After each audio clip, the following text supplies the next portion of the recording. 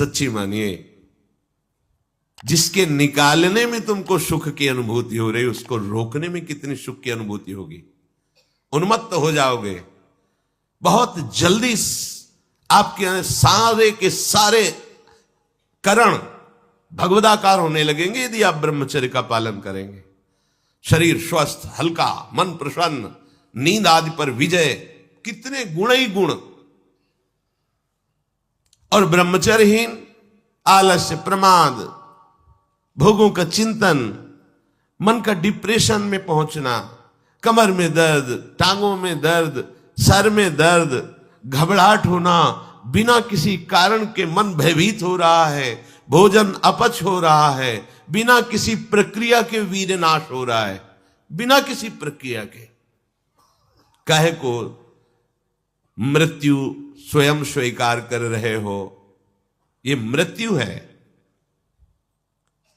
चाहे भगवान दत्तात्रेय जी बोल रहे हैं या भगवान कपिल देव जी बोल रहे हो, जब उपासक को संबोधन करते हैं भगवत प्राप्ति के लिए तो कहते हैं कि इस भोग वृत्ति को साक्षात मृत्यु रूप देखो, ये मृत्यु है तुम्हारी। जब शरीर राग त्यागना है तो तुम शरीर से भोग भोगोगे तो आसक्ति शरीर की पुष्ट होगी, आसक्ति भोग सुख की पुष्ट होगी, है नहीं। कितने दिन शरीर रहेगा, कितने दिन भोग रहेंगे। विचारवान बनो। ब्रह्मचर्यम चरंती, ब्रह्मचर्य का पालन करो।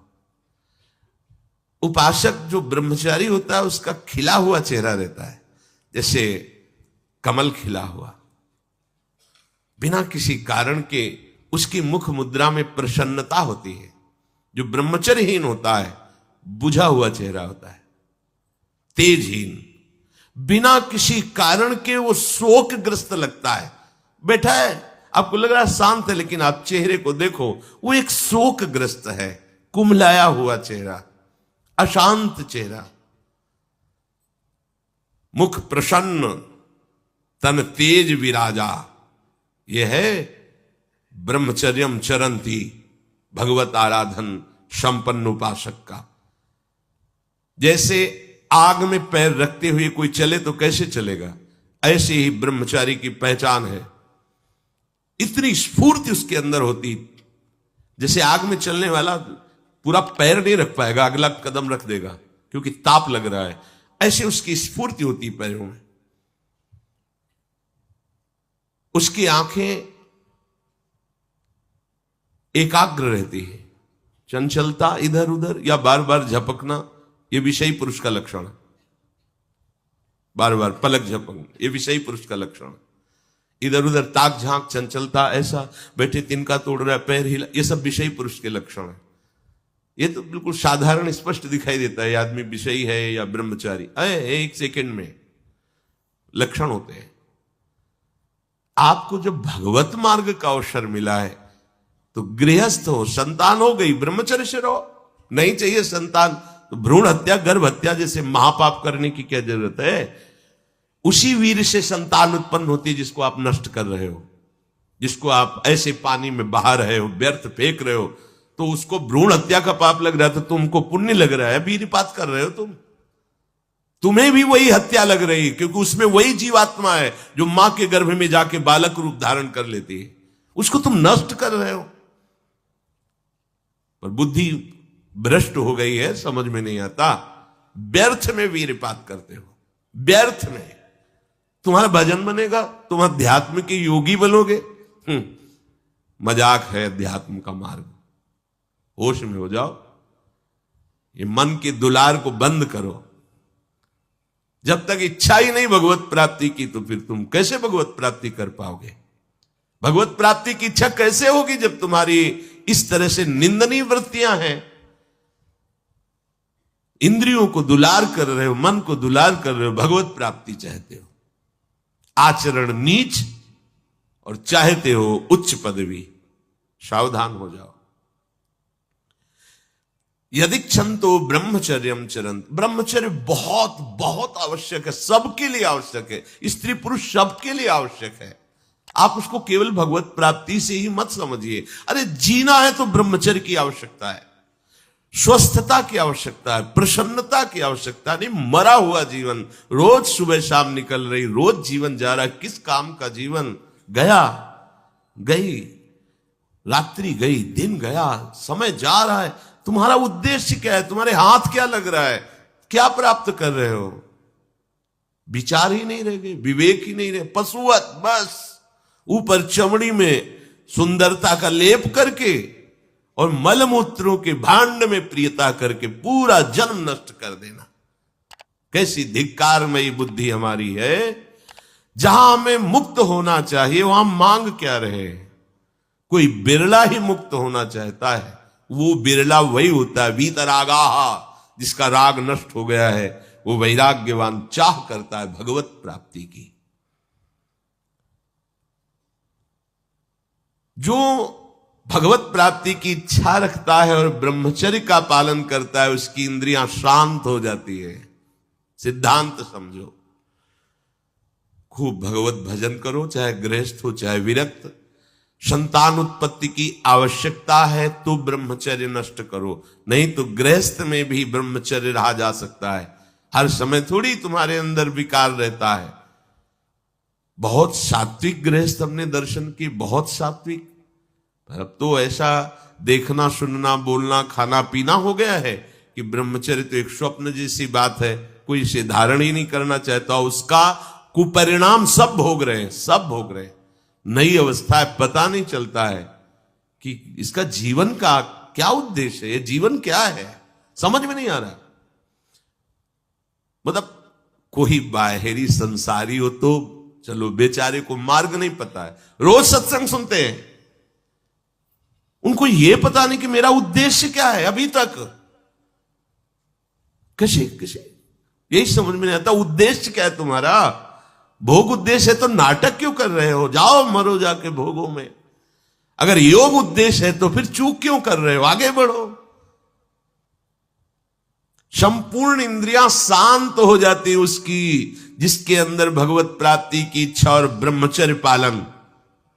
शब्द याद करो, ये शास्त्र है। यही तो हम चाहते हैं, इंद्रियां शांत हो जाए, यही चाहते हैं हम। भोग नहीं चाहते हम सब। हमारी इंद्रियों में जब वेग आता है तो हम परेशान हो जाते हैं, ये कैसे शांत होंगी? तो पूर्वाभ्यास रहा है, यही रास्ता रहा है कि जब वेग आवे तो इंद्रियों से भोग करो तो शांति मिल जाएगी, ऐसा। और ये उल्टा है, त्यागात शांतिरंतरम। भोग का वेग आए, सह जाओ तो शांत हो जाओ। पर उल्टा बात हमारी बुद्धि सिखाती है कि भोगों को भोगो तो शांति मिल जाएगी। और भगवान कह रहे, जिन्होंने रचना रची इंद्रियों की और भोगों की भी, वो कह रहे त्यागात शांतिरंतरम। तुम उनका त्याग कर दो तो शांति को प्राप्त हो जाओगे। चाहते हम शांति ही है, पर हमारी दुर्दशा है। एक आदमी गंगा के किनारे शांत बैठा, गंगा की तरंगों में आनंद ले रहा था। उसका मित्र आया, ओ वो कैसे बैठे हो? शांत बैठे। अरे नहीं भाई, कुछ करना चाहिए। वो चुप, बोलो ना, कुछ करना चाहिए। करने से क्या होगा? कुछ करोगे तो पैसा मिलेगा। पैसे से क्या करेंगे? भोग सामग्री लेंगे। भोग सामग्री से क्या करेंगे? भोगेंगे। भोगने से क्या होगा? शांत हो जाएंगे। बोले तुम्हारी गलत बात है, भोगों से शांति तो प्राप्त नहीं होती। मैं अभी शांत बैठा हूं और तुम मुझे अशांति की प्रेरणा दे रहे हो कि कुछ करो, धन मिलेगा, उससे भोग मिलेगा और भोग के बाद शांति मिलेगी। ऐसा कभी हो ही नहीं सकता। भोगों के भोगने से अशांति और तृष्णा पैदा होती है। बस ऐसा ही मेरा मित्र मन है, ये सिखाता है, यही सिखाता है।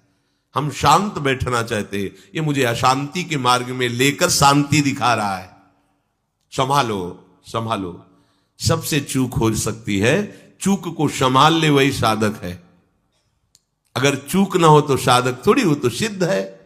साधक का शब्द ही है कि वो साधना कर रहा है, उससे चूक हो सकती है, पर वो चूक पुनरावृत्ति में नहीं आनी चाहिए। एक बार चूक हो गई, संभाल लिया। भगवान उस चूक को चूक ही नहीं मानते जो संभाल ली जाए। जो बार बार पुनरावृत्ति की जाती है वो अपराध है, वो दंड है, उसको भोगना पड़ेगा। कोई और दंड नहीं देगा। वही क्रिया, वही चेष्टा तुम्हारी तुम्हें जला देगी, तुम्हें अशांत कर देगी। एक क्षण की चेष्टा पूरे जीवन भर के लिए तुम्हें जलन पैदा कर सकती, पूरे जीवन एक चेष्टा तुम्हें विमुख कर सकती है, पूरा जीवन बर्बाद कर सकती है। तत्ते पदम संग्रहेण प्रवक्षे, ये समस्त साधनों का आखिरी फल है। जब कोई भगवत प्राप्ति की इच्छा करके ब्रह्मचर्य, ये बहुत खास बात है, बैठा लीजिए आप सब, ब्रह्मचर्य की अत्यंत आवश्यकता है। बिना ब्रह्मचर्य के अध्यात्म की चढ़ाई पर नहीं चढ़ सकते हैं। आपको परेशानी इसलिए होती कि आप उसी का चिंतन करते हैं।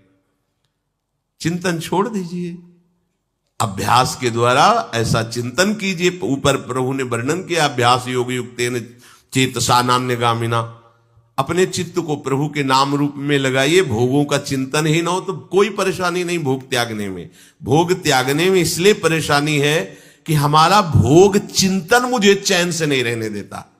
अंदर से देखिए, कोई भी भोग क्रिया होने के पहले उस भोग में तदात्म होता है और चिंतन होता है। क्रिया बाद में होती है, सब कार्य पहले हो जाता है चिंतन के द्वारा। अब चिंतन के द्वारा उससे जो सुखानुभूति हो रही, अब वो क्रिया में सुखानुभूति प्राप्त करना चाहता, वो है नहीं।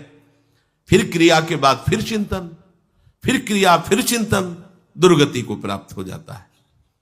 चिंतन बदल गया, फिर क्रियाओं का कोई महत्व ही नहीं रह गया, भोगों का कोई अस्तित्व ही नहीं रह गया। जिसका अखंड चिंतन चलता है, कोई भी विषय उस पर अपना प्रभाव नहीं डाल सकता, सब इंद्रियां शांत हो जाती हैं। अब उससे प्राप्त हुआ जो आखिरी फल है साधना का, भगवान कह रहे ये आखिरी फल है। पदम संग्रहेण प्रवक्षये, वो उस परम पद में प्रवेश कर जाता है।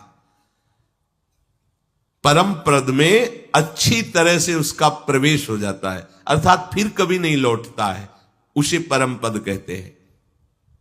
सर्वद्वाराणि संयम्य मनोहृदि निरुध्य च मूर्धन्याधायात्मनः प्राण मास्थितो योग धारणम ओमित्येकाक्षरम ब्रह्म व्याहरन् मामनुस्मरन् यह प्रयाति त्यजन् देहं सयाति परमां गतिम।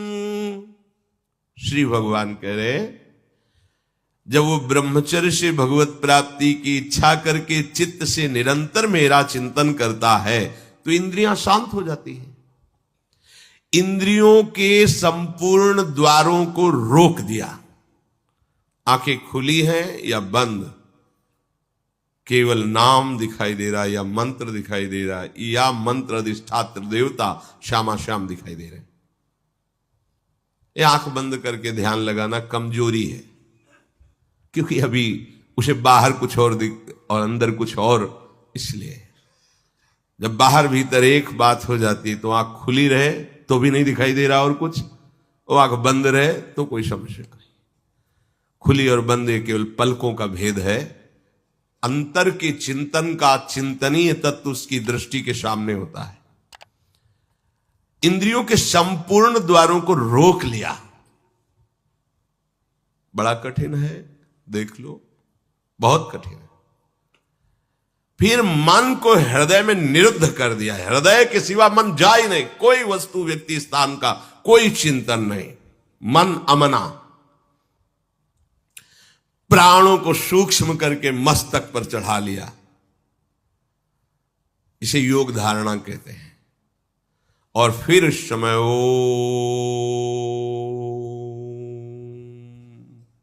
ये भगवान का नाम है ओम, ये ब्रह्म स्वरूप है। इसी से वेदों का प्रादुर्भाव हुआ है।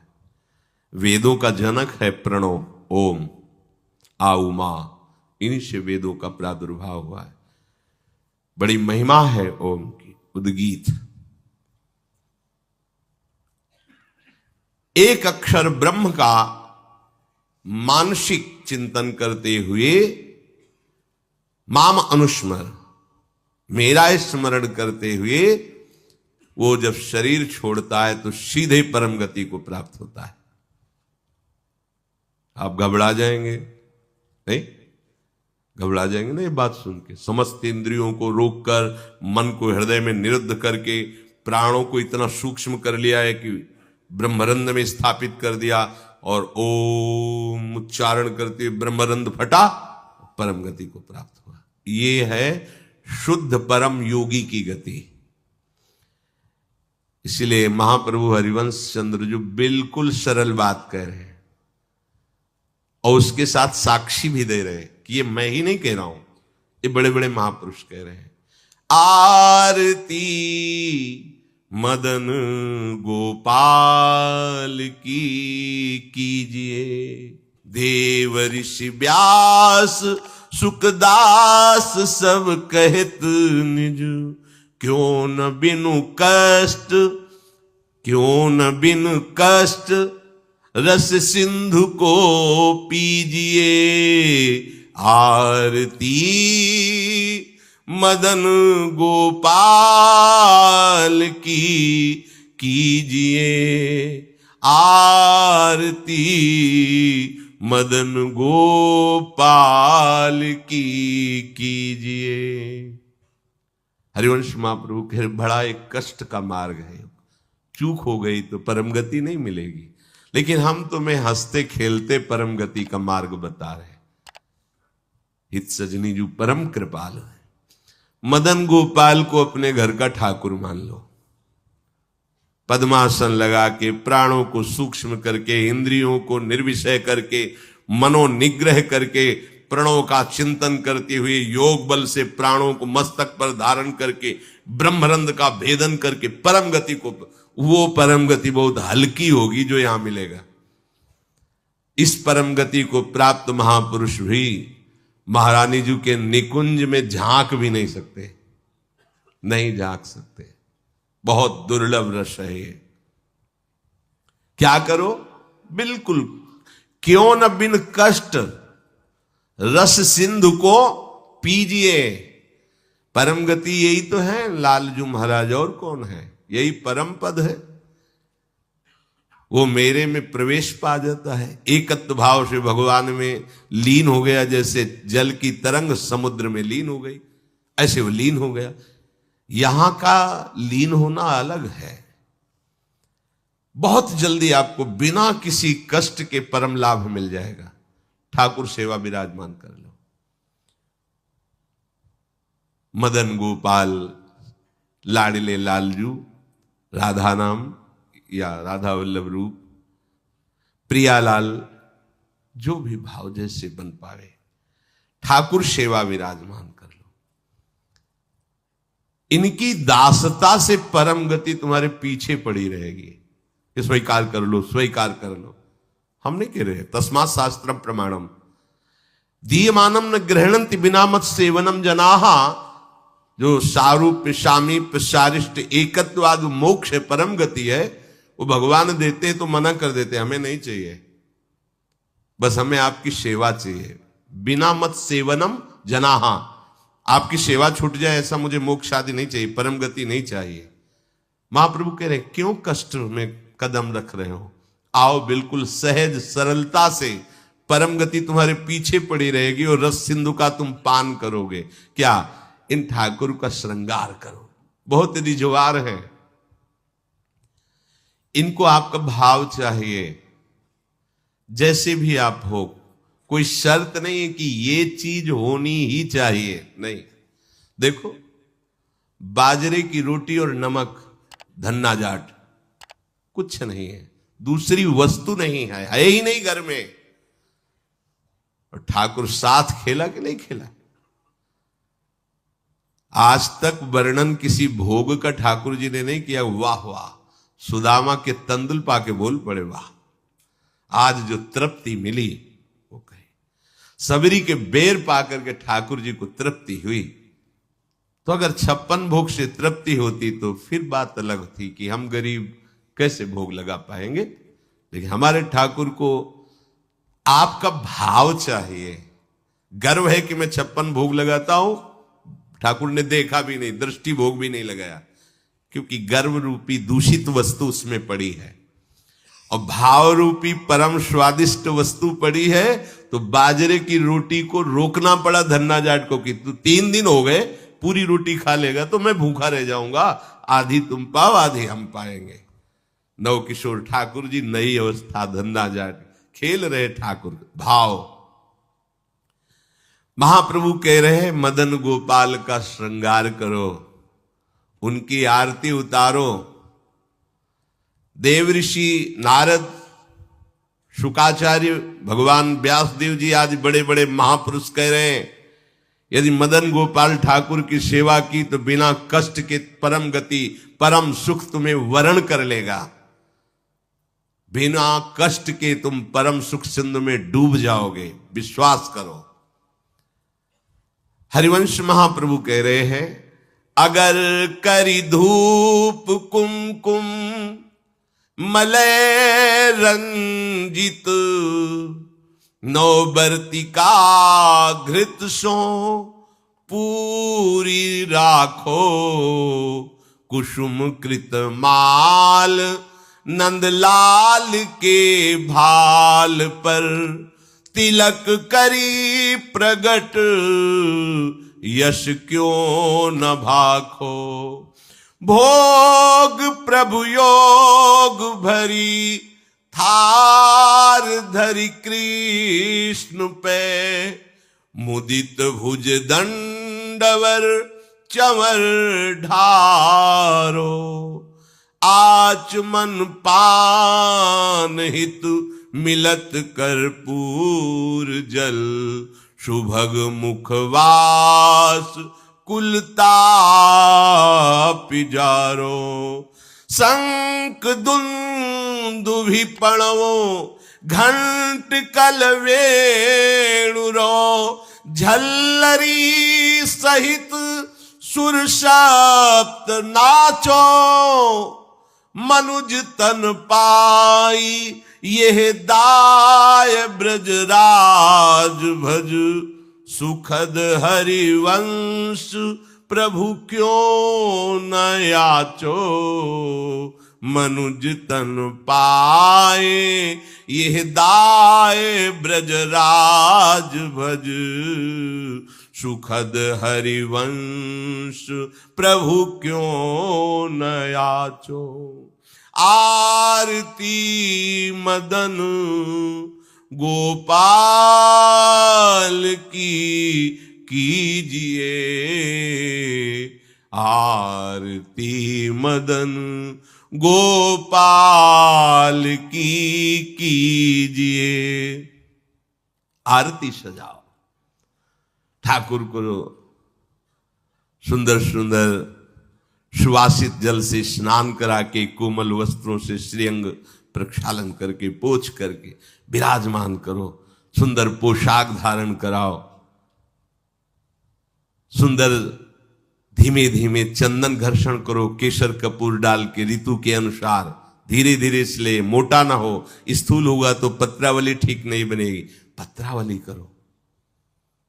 सुंदर सुंदर पुष्प लाओ चयन करके, 2-4 पुष्प ही वृंदावन के हो गए तो लाखों करोड़ों के बाहर के पुष्प समानता नहीं कर सकते। इस धाम में जो प्रगट पुष्प है, किसी भी लता के 2-4 पुष्प कोमल पत्ते चढ़ा दो, हमारे ठाकुर रीझ जाएंगे।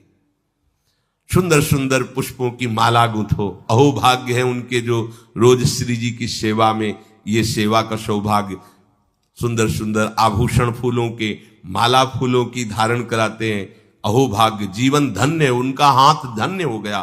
पूर्व जितने भी हाथों से हमारे कर्म नहीं होने चाहिए वो हुए हैं, वो सब भस्म हो जाएंगे, क्योंकि ठाकुर सेवा में हाथ लग गए। आप ठाकुर जी की रसोई अमनिया कर रहे, ठाकुर जी की रसोई अमनिया किए हुए पात्रों को अमनिया कर रहे, आप पोछा लगा, कृतकृत्य हो गए। लाखों माला भजन इसकी समानता नहीं कर सकता। श्री जी के उच्छिष्ट पात्रों को आपने मार्जन करके विराजमान किया नवीन भोग के लिए, लाखों माला इसकी समान, ये सेवकाई है। सेवकाई सीधे श्री जी को अधीन करती है, माला जपने का फल है, इसका फल नहीं, सीधे आराध्य देव को अधीन करती है सेवा। जैसे उपासक रात में जग करके, नींद ना लेकर के कष्ट सहते हुए, वर्षों का अभ्यास, ये श्रृंगार करते, इसमें 2-4 घंटे नहीं लगते हैं। कल जो श्रृंगार होना है, मध्याह्न में विश्राम नहीं करते, नीचे वहां बेसमेंट में ये श्रृंगार करते रहते कपड़ों का। ये श्री जी आज ऐसे सिंहासन में बैठे, निहाल हो गए तुम। अगर अन्य कोई दुराचार प्रवृत्तियां तुम्हारे ऊपर शासन न करे, तुम अन्य कोई गलत कार्य ना करो, तो तुम खुद ही देख लोगे कि आपके अंदर श्री जी क्या देती है। जो बड़े बड़े योगियों के लिए दुर्लभ है, वो प्रीति आ जाएगी। लाडली जी के लिए रोना आ जाएगा, कभी श्रृंगार करते करते आंसुओं की झड़ी लग जाएगी। ऐसा होता है, ऐसा होता है। जब हमारे अंदर भाव बहुत है और सामग्री नहीं है, तब वो दैन्यता भरी सेवा होती, पूछो मत। जब कुछ नहीं था, थोड़ी मिश्री केवल, और भाव में कढ़ी चावल और फुल्का ऐसे सब, तो आंसू चल रहे कि लाडली मुझ दीनहीन गरीब की क्या है, आपके द्वारा दी हुई मिश्री केवल है, सामने रख के ऐसा सुख मिलता। तो ये कैसे? बिहारी जी के सामने से 4 डलियों से फूल मांग लिए, एक एक 2-2 ऐसे फूल दे दिए, श्री जी के लिए फूल दे दिए, तो दे देते थे माली जन। आके जब उनकी पंखुड़ी करके शयन के ऐसी छोटी सी गादी लगाते और श्री जी को विराजमान करके ऐसे चल, कैसे वो सुख तुम्हें कैसे वर्णन करें। बड़े बड़े योग सिद्धांत भी जहां प्रवेश नहीं पाते, वो ये बात है। जोग कुजोग ज्ञान अज्ञानू, जहां नहीं राम प्रेम पर धानु, सो सब धर्म कर्म जर जाऊ, जहां न राम पद पंकज भाऊ। ये आखिरी स्थिति है प्रेम की। महाप्रभु कह रहे, इस बात के सुखदेव जी, भगवान व्यासदेव जी, देवर्षि नारद साक्षी है कि जो मैं बात कह रहा हूं कि बिना कष्ट के तुम्हें रस सिंधु की प्राप्ति होगी, तुम आरती करो मदन गोपाल की, उनको श्रृंगारित करो। आरती में जो धूप होती है, अगर बड़ी सुगंधित होती है। अब तो सब बदल रहा है, पैसे के कारण अन्य अन्य मिलावट की धूप, जरा सी धूप की सुगंध, पूरा वातावरण सात्विक। अपने यहां पहले धूप आरती होती है, बड़ा दुलार भरी सेवा है श्री जी की। फिर इसके बाद जो बत्ती की नोक होती है, उसमें चंदन लगाया जाता है, ऐसे सूखा चंदन, पिसा हुआ सूखा, ऊपर से केसर, तो वो हल्का सा केसरपन लिए हुए चंदन, क्योंकि जो ही हम प्रज्वलित करेंगे तो पहले धुआं ना निकले, सुगंध निकले। इसीलिए महाप्रभु कह रहे हैं कि कुमकुम मलय रंजित बर्तिका, 9 बर्तिका जिसमें चंदन बूरा, ऐसे, क्योंकि घी लगा होता है वो चिपक जाएगा। फिर केसर पिसी हुई, ऐसे, तो जे ही हम अग्नि प्रज्वलित करेंगे तो धुआं नहीं निकलेगा, उससे चंदन की सौरभ, ये भाव की चीज है। बोले मलय, कुमकुम मलय रंजित 9 बर्तिका, कैसी? घृतसो पूरी राव, घी से सनी हुई पूरी। कुसुम कृत माल नंदलाल के भाल पर, तिलक करि प्रगट यश क्यों अहो भाग्य। आप चंदन घिसे श्री जी के लिए, फिर उससे आप श्री जी को तिलक रचना कर रहे, पत्रावली लगा रहे, अहो भाग्य। ये बड़े भाग्य से सेवा का सौभाग्य मिलता है। पूज्य पादुड़िया बाबा, भजन करना भी बहुत कठिन बात है, लेकिन भजन किया जा सकता है, पर सेवा करना बहुत कठिन है, क्योंकि सेवा में सुख की चाह का नाश होता है। सेवक सुख चाह, मान भिखारी, व्यसनी धन, शुभ गति बेविचारी, ये तो मूर्खता है। सेवक सुख की चाह करे नहीं, सेवक सुख देने की चाह रखता है। भिक्षुक मान त्यागी होता है, बैरागी मान त्यागी होता है। सुंदर सुंदर फूलों की माला प्रभु के गले में धारण करवावे, सुंदर तिलक रचना करे। तिलक रचना और माला धारण करवाते समय यश क्यों ना भाके? जैसे आप श्री जी का श्रृंगार कर रहे हो तो आपको गुनगुनाना चाहिए अंदर, ब्रजनव तरुणी कदम्ब मुकुट मणि, श्यामा आजू बनी, नख शिख लोंग अंग माधुरी, मोहे श्याम धनी। ब्रजनव तरुणी कदम्ब मुकुट मणि, श्यामा आजू बनी। पत्रावली, यो राजत कवरी गुंथित कच कनक कंज बदनी चिकुर चंद्रिकन बीच अर्ध बिदु मानो ग्रसित फनी या आवत श्री वृषभानु दुलारी। पूरे पद में प्रथम उबटी मज्जन कर सज्जित नीलवर श्रृंगार के पदों का क्यों गायन नहीं कर रहे? आचार्य चरण कह रहे जब आप श्रृंगार कर रहे श्री जी का तो पद गुनगुनाना चाहिए। श्रृंगार के बनी वृषभानुनंदिनी आज भूषण बसन विविध पहिरे तन पिय मोह